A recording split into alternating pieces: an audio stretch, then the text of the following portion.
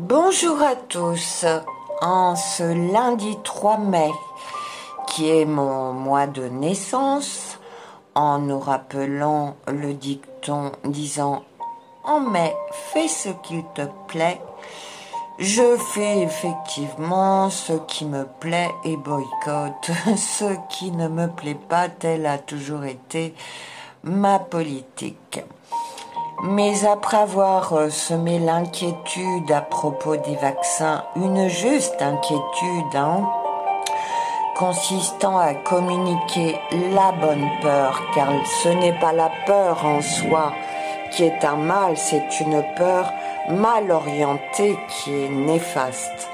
En l'occurrence donc, ce n'est pas du virus, lequel n'a pas fait plus de morts qu'une grippe annuelle qu'il faut avoir peur, mais bien plutôt de ce vaccin toxique et mortifère, ainsi que de ce gouvernement et cette propagande néfaste et criminelle. Ça, je ne l'aurai jamais assez répété.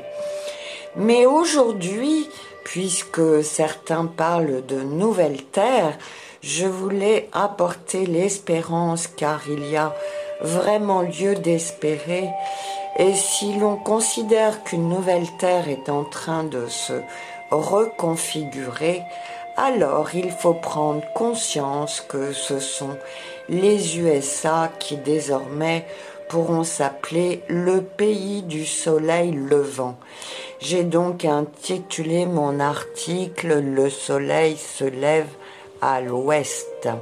Le soleil spirituel s'entend, puisque c'est la lumière de l'espérance et Dieu a toujours été plus ou moins identifié au soleil en notre petit monde, rappelons-le, petit peut-être, mais néanmoins important, car c'est bel et bien là que les humains vivent.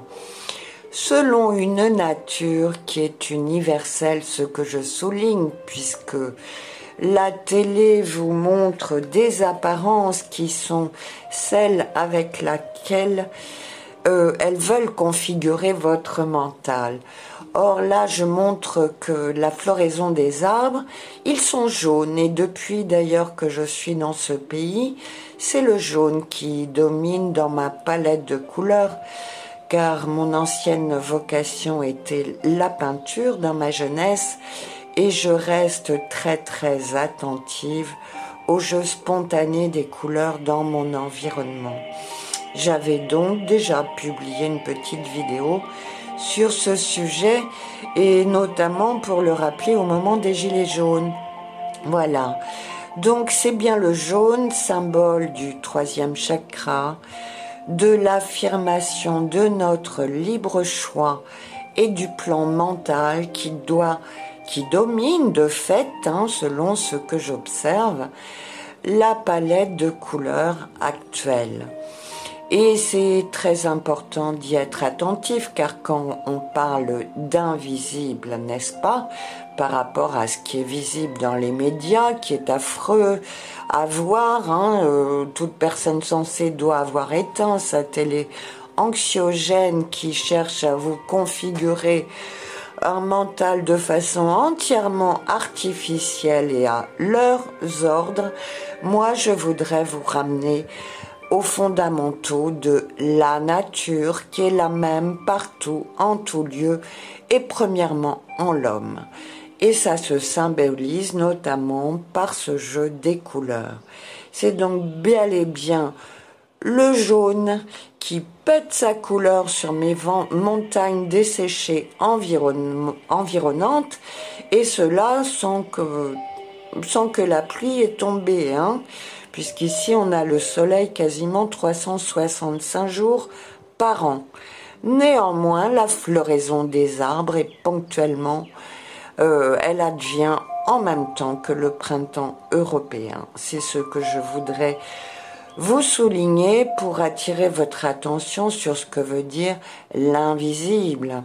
Il existe aussi dans la nature, dans la racine et le germe des choses qui opèrent de façon souterraine, et c'est ce que Jung évoquait en nous parlant de la pensée rhizomique qui se transmet aussi sous terre via les racines.